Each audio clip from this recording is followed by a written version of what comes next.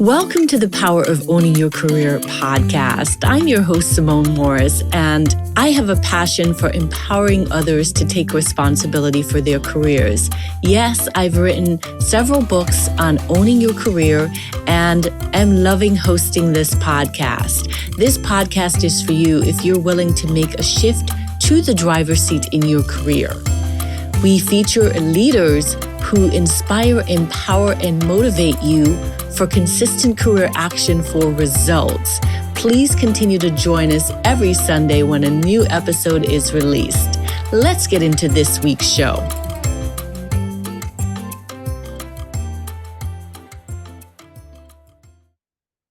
Welcome to this week's episode of the Power of Owning Your Career podcast. I am excited. I feel tingly for today's guest because I know we're going to have a very rich and robust conversation.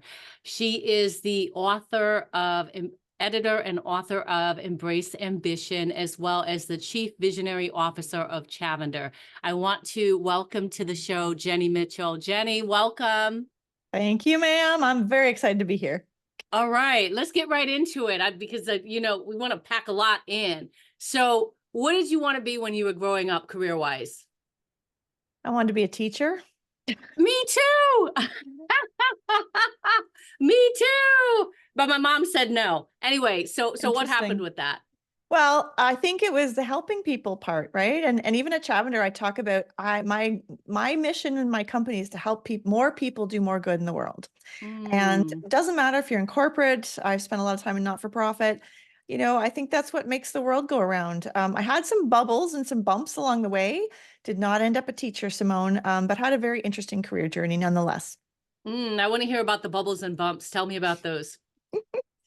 Well, I was good at jumping hurdles. So you put it in front of me and I jumped it. So I feel like you might be able to relate to this. So when I hit grade 12 or the end of high school, it was like, well, I have all my science, I have all my math. I actually really enjoy English, but what do I want to do? And I was lucky enough to have I was a classical musician, just to set it up. So I'd been taking classical piano since I was a kid. I was very good at it. And I really did enjoy that. And my mom said to me, Jenny, you can go back and do engineering, biochemistry, whatever you want, but you can't go back to music. So why don't you give yourself the grace of doing an undergrad degree and see what happens? And so Jenny Mitchell embarked on an undergrad degree in a Bachelor of Music's degree. And I didn't stop there because I'm a hurdle jumper and I loved school, which I guess I just loved learning, to be honest. I did a master's, I did a doctorate. I lived in the beautiful city of New York for 11 years, was a practicing musician, played my debut in Carnegie Hall along the way. Oh, how fabulous. Yeah. So I have a very storied history, but just a quick teaser. I had kids at age 30 and a lot of things changed and I reevaluated and I wanted something else. That was my journey. Wow. Well, I did not make it to Carnegie Hall. I did play the violin. My sisters used to hide it under the bed, I remember. So, but it sounds like you had a very illustrious or wonderful career in music. And do you still play? I still play for myself. I've been looking at the accordion. I've been trying to find a way back, to be honest, because when you play classical music, it's high intensity. It's like hours of practice. And I always had that. Speaking of careers and nigglings and bumps, I was the person that organized everybody. I was the person that loved to throw the party at the end. I was the collaborator, the connector. And so I knew I was not going to spend 4 hours of my day by myself practicing. That just wasn't part of my profile, Simone. Oh my goodness. So then what? You've got music, you've got motherhood. So then what? Then what? So I said to myself, okay, I'm changing careers. What are transferable skills? And so I had a doctorate, so I knew I could write, and I had done dissertation papers. So I I had a 6-week-old. I remember this so clearly because it was so nice to get out of the house. And I took a course at NYU on fundraising because I had gotten involved in raising money for the pianos at the conservatory where I was working. And I really liked it, Simone, because it was all people work. It was committees. It was like, okay, you do this and I'll do this. And I'm the kind of person that gets really jazzed by other people's energy. And I came back to Canada and realized that I was very specific with my choices. So that's another little tidbit of advice. I knew I wanted daytime hours because I Mhm. had kids and in the music world, it'd been all nights and weekends and Mm. performances, and just with the balancing of my lifestyle. And so I sought out all the fundraising consultants in Ottawa at a big conference. I went with an intention of meeting them. And I said, hey, my name's Jenny. I'm looking to work 2 days a week. I can do almost anything you want to give me. I'm a writer. And one beautiful lady took me up on that. And I joke that like she offered to pay me to write grant proposals. And I was like, okay, first of all, I'm by myself. Nobody's hanging off me. And I'm alone and I get to like use my brain again. Like Mm. it was like a match made in heaven. And that's how I cut my teeth. I was with her for about 8 years, doing all sorts of really interesting things in consulting. Oh, that's wonderful. There's some advice and guidance there, listeners, around really pivoting in your career and embracing a new path. But there was a willingness to try to put yourself out there. I think oftentimes people Mm. struggle with the word networking and Yeah. putting yourself, the vulnerability of putting yourself out there to ask for help. Can you give our listeners any tips on how do you get the courage, the moxie to Mhm. just put yourself in spaces where you have to be vulnerable and say, help me in my career? Yeah. And, I think that's the crux of so much of the challenge for women. I think Mhm. we, especially the overachievers, ironically, we are the worst at asking for help. Mhm. So let me break this into two pieces. I actually want to teach a networking skill here because I think it's so simple and valuable that your listeners might enjoy it. I worked for 15 years as a professional fundraiser. My job was to go to parties and talk to people. I now have transitioned to executive coaching, but I used to do this thing. When I was really nervous, I would scan the room and find someone that was alone. I would walk over and stand beside them, literally take 2 deep breaths, turn to the person beside me and say, hi, my name's Jenny. And that's the way I started every single networking event when I didn't know people in the room. And it is so simple and it takes yourself out of your head. So that's one great advice. The second great advice is with networking is I think we have these crazy high expectations of what we're supposed to do at these events, and Mm. that's what paralyzes us. So along the same lines, I would often start the evening by saying, okay, and I kind of like to gamify things. So I'd say, okay, I'd like to meet someone in the finance industry, or I'd like to meet Mhm. someone, I'm looking for one new X. And I would have these little intentions at the beginning, and then I would play a game. Because as a very nice person, and particularly as a shy person, because believe it or not, I was shy in my day, I would get stuck in conversations, Simone. I would get stuck in a group, and I wouldn't want to. I'm the person that never wants to let anybody down. I never want to leave a group when, right? But it would force me because I committed to myself of saying I wanted to meet someone in finance, and I've gotten to know all these people, and I don't know how to get out of this networking moment. So I practice these phrases like, it's been delightful to talk with you. Thanks so much for your time. And or I'm just on my way to get a drink. See you later. And I used to practice them and it works. Now I know how to exit. I love listeners, you've gotten some valuable nuggets already. It's always hard to exit because you feel bad, and Uh-huh. especially if it's just two people and you're like, how do I exit? Yeah. Mm. Give us a tip for that's worked for you for cultivating the relationship, because I work with a lot of clients from a coaching standpoint, and a lot of times I hear, I don't know what to talk about or how to keep this relationship going. So Mm, you've given us some tips about how to get there, set a goal, how to gracefully exit. Now, is there a tip, mm. although I digress in this interview, I love it though. for, I love this question. for cultivating the Mm. relationship? You bet. So again, as a professional fundraiser, it's my job to keep in touch. And the way I've always thought about it is when somebody connects with you, it is a privilege. And Mm. how you own that relationship and honor that relationship shows a lot about who you are. So the Mm. first tip is don't take too many business cards. Take as many Mm. as you can handle. The second tip is Google Calendar is your friend. So I will always do follow-ups with the people I really truly want to connect with. I don't categorize them so much as person would be valuable for me for X and that. I try and do it from like, where did the organic connection come from? And Mhm. maybe this is how I do it, but I like when I connect with someone on a meaningful way, on a relationship or kids or family or work, corporate, I make some notes. I know this might sound false to some of you folks on here, but the way I think about it is I want them to know that I am interested in them. And to do Mhm. that, I might need to take notes because now I'm older and I can't remember anything. So whether it's cat names, favorite flowers, and then here's the kicker. Here's the thing I really honor. I try to keep in touch through things that would be of value to them, Mm. not to me. So I will see, and I do a lot of articles. Simone, I saw this thing that really might interest you, boom. There was an event that you might be interested in. Mhm. Always, how can I serve? And that's really helped me stay genuine and manage the relationships I truly want to honor. Love that. Thank you. Thank you. Thank you for sharing with our audience. Listeners, there's also a book. I don't know, Jenny, you probably know about this book, Never Eat Alone by Keith Ferrazzi is a resource to be helpful around networking. Now let's get back to the driver's seat. When did you know you were in the driver's seat in your career? I had the questions beforehand. I have to say this one gave me pause, listeners. And when do you know you're in the driver's seat? So I come from an entrepreneurial background. So I have to set the Hmm. stage with my dad was a sales rep. My mom ran a small business. But I didn't identify with that until the day when I saw that I could do things better than other people.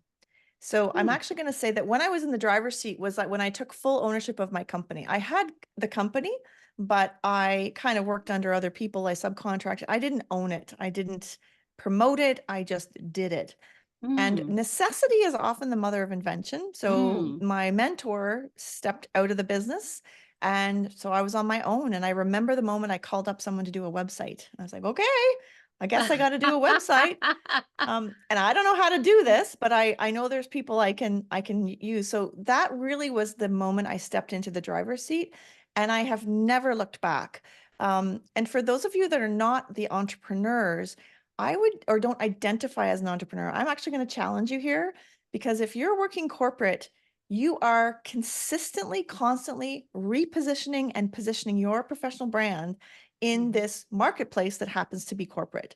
So don't kid yourself. You are absolutely an entrepreneur of your own skills, an entrepreneur of your own brand and your accomplishments. And I love this idea of intentionally taking charge. I'm so glad you asked that question. Yeah, yeah. And I like to call what you said, what you defined about inside the corporate walls, I like to call that intrapreneurship.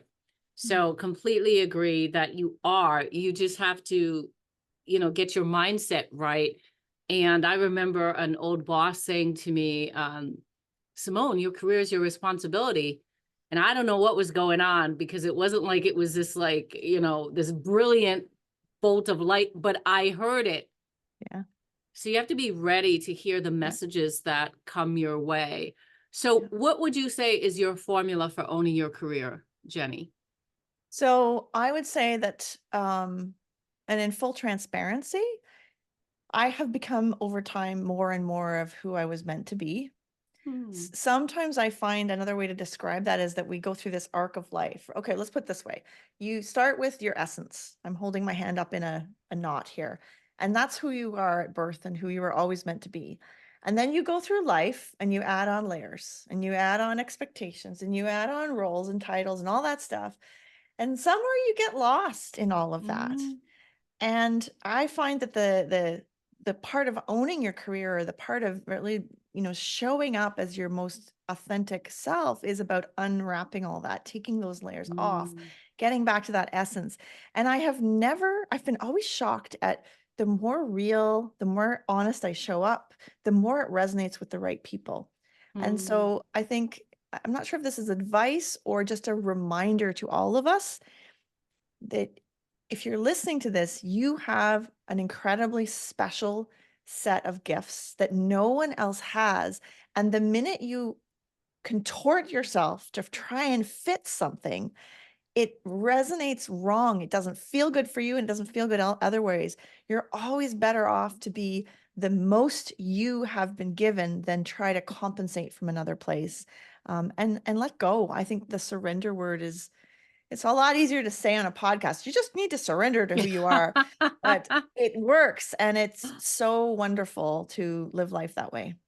Yeah, I can attest that bending yourself or compromising yourself to fit someone else's vision of who you are does not work. Because I remember when I was in corporate getting the feedback, Simone, you don't have enough edge.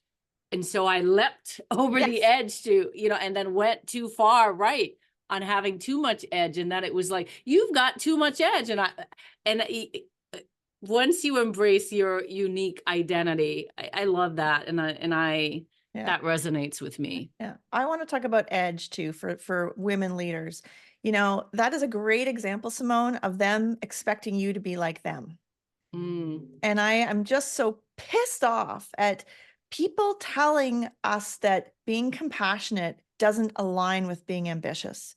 And I know there's a way. I've seen it.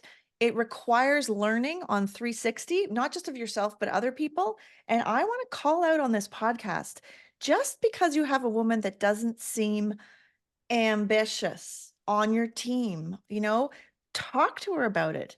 Find out what's going on, because there's always a story, always a story. Love that. Because we brought up the word ambition, tell us about the book and tell us the origin story. I'd like to hear it. Oh, I'd love to share this. So I was sitting in a conference and listening to a researcher describe her research, her dissertation on women's leadership.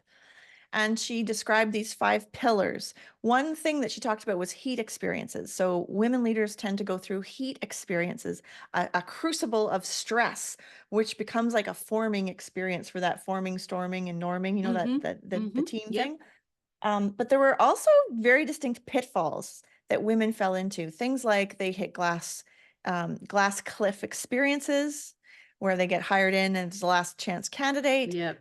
They tended to be particularly visionary, so they could see things that others couldn't see, and they would bring people along with them. Of course, the perception barriers, where either you don't feel you're qualified for the job or others don't see you in the role. There's and the other one that's worth mentioning is embodied roles. So what that means is that women tend to over-identify with the roles they sign up for. So that's like the HR manager who goes above and beyond for her people and blurs all the lines around boundaries because she cares so deeply. And that actually can be a disservice to the role. So the origin story is, I'm listening and I'm like, oh my God, she's like describing my career. This, and this. So I go up to talk to her and we get chatting, and I say, I'd really like to talk more about this project. And I think if we could take the research and marry it with the first person CEO women's stories, along with reflection questions, because of course I'm a coach, that would be a book I'd want to read. So that's actually the origin of it. And it took from start to finish a year, which is kind of incredible. We came together in March of 2023 in a hotel room in Toronto. The women are from all across North America. There's a couple Americans in there. And we crafted our leadership stories, and we talked about key moments in our leadership journeys that defined who we were and what we learned from them. And I'm pretty proud of the book. It's doing well, and I'm so glad you've got a copy, Simone, and you started reading it too. Yeah, I really enjoyed the story, the glass cliff. I believe it's glass cliff. That chapter, and it's beautifully done in terms of storytelling, where you're reading it and you don't want to put it down. So thank you for the copy that you shared with me. I look forward to going through the rest of it. Lots of tips and wisdom in there, and we'll put it in the show notes as well, listeners. So Talk to us about risk, because you go up to this person and you strike up a conversation which ends in a book. You talk to us about, going up and changing your career, doing a pivot by creating your own journey, by asking for help. So tell us how you see risk in your career and how perhaps our listeners can frame risk to use it as a lever to advance in their careers. Well, I love that. It's funny. I've actually never thought of it as risk to going up to Megan Rabine. That's so interesting. So how do I do that? Really? How do I think about that? I think there's calculated risk and there's risk. So risk is putting yourself out when you don't know much. I think calculated risk is very different. Calculated risk is I know myself, I know my strengths. I may not know everything. Gosh, I don't think I'll ever know everything, but I know that whatever happens, I can figure it out. That to me is very different. So calculated risk. I think about the times that I invested in a coach that was a third of my entire annual revenue, Simone. And I go, now that's a swallow, right? And I was banking on me. I was investing and taking a risk on me. So what did I know? Was it a risk or a calculated risk?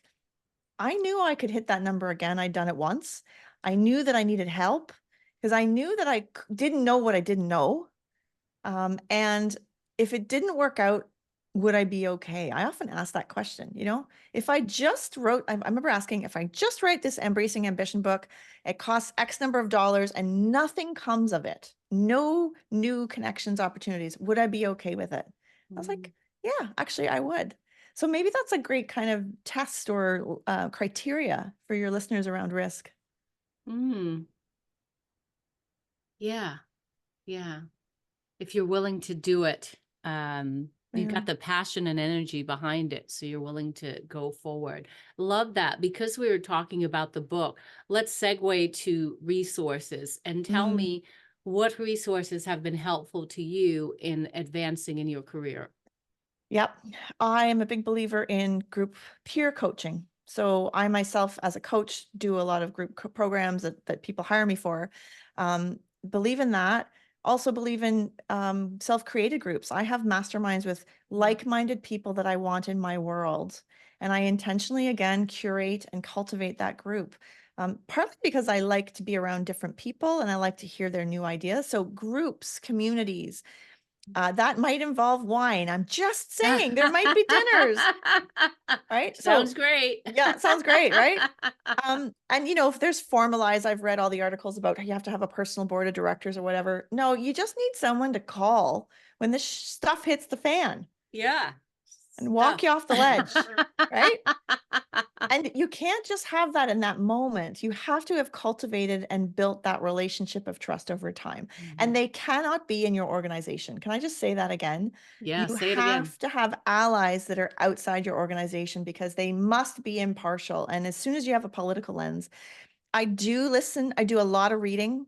I am a huge believer in reading leadership books, different angles, different perspectives, especially important to read stuff that you wouldn't normally pick up. So, I certainly think it's important to listen to approaches from men. I love podcasts, Simone. I've bookmarked your podcast. It's on there. I really do enjoy podcasts because I'll often put on, one of my things to do is Saturday morning, I do my cooking. I prep all my food. I put the podcast on and I cut vegetables and I listen. So those are some of my resources. And again, I mentioned coaching. I'm a firm believer in coaching, and I also have a coach because I just find that you don't know what you don't know. And those blind spots can be really debilitating, especially for women. Yeah, I think a lot of people, if I think about my time in corporate America, and I remember leaders being sent away to these training programs, these leadership training programs that included a coach. And if you come from a culture where this is not presented to you as an opportunity, then it's a deficit for you in moving forward in your career if you don't think about coaching. Because a lot of people bring up, the organization making the investment. I love what you talked about before about betting on yourself. I believe in that as well. Yeah. So that means that you're going to fund your coaching experience, And it's a good investment. And I think a lot of people don't know the power of coaching, but I'm a career coach as well, but Yeah. I would co-sign that. I think coaching is a game changer as a resource for Yeah. leveling up in your career. So I want to pick up on that and 100% agree. And that you talked about that moment when you're in charge. I think the moment you make that first installment on that coaching payment is one of the times that you're finally in charge, because you have someone in your corner who is going to remind you, hold you accountable, be your cheerleader, be your challenger, all those good things. But it's amazing how few women invest in themselves. I actually just want to say in a sad note here, because Yeah. I wish I could change that. I certainly am on a mission to do that. That whether that for you is a coach, um, I'm gonna go with other things. New car, highlights. If Botox is your thing, like I don't have an opinion. Just do what works for you to feel good. But at the end of it all, the more you can focus on yourself and focus on your core beliefs and showing up as your best version, don't we all want to live our best lives and have fun doing it? Yeah. And I think it also, Jenny, as I think about it, I don't, it doesn't always have to be about money, because time is an investment as well. And I've come across people who are not willing to invest time. I know when I started my business back in 2015, just time was precious. And I always was trading time for dollars. And so head to the stone, just working and not making time for professional development. So I want to tell listeners that you can get caught up where you're stuck at your desk, you're not getting up, walking around, making relationships, or you're not investing time in your growth, in your career, and then it becomes a miss.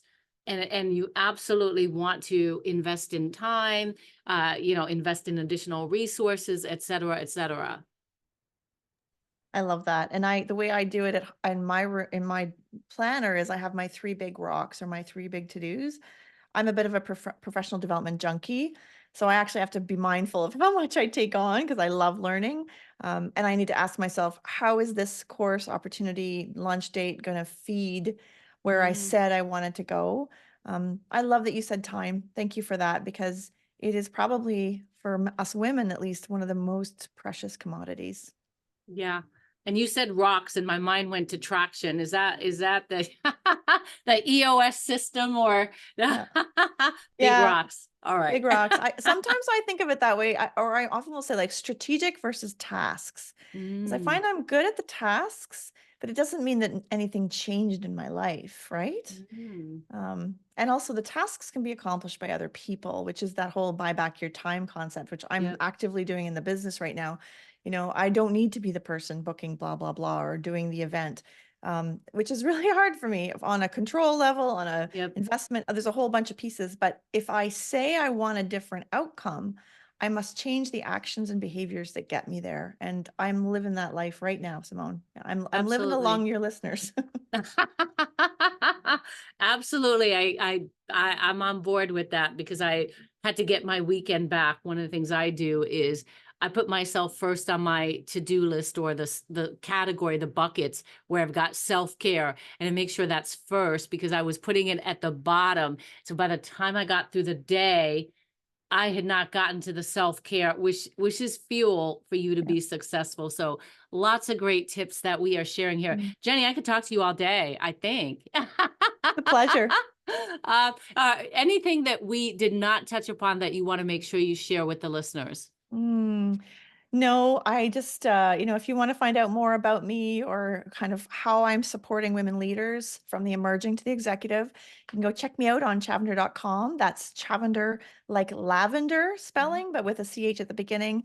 And maybe the small invitation is to buy the book. It's on Amazon, Embracing Ambition, empowering women to step out, be seen, and lead. And I think we're pretty simpatico, eh, Simone? Like, as far as our approaches and the excitement that we have in our voices for that next generation.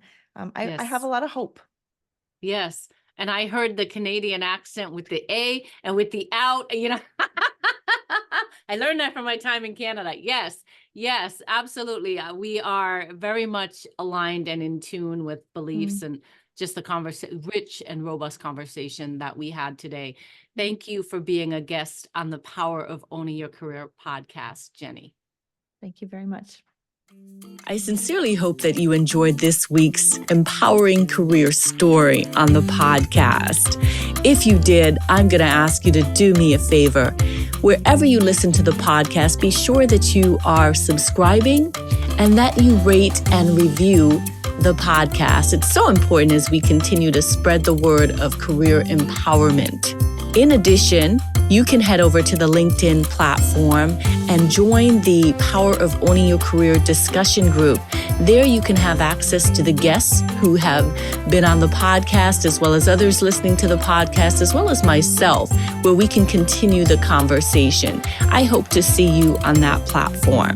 You can also email me at pooyc@simonemorris.com if you have a suggestion for guest or a message that you want me to hear personally. Thanks so much, and make it an inspiring, empowering week in your career.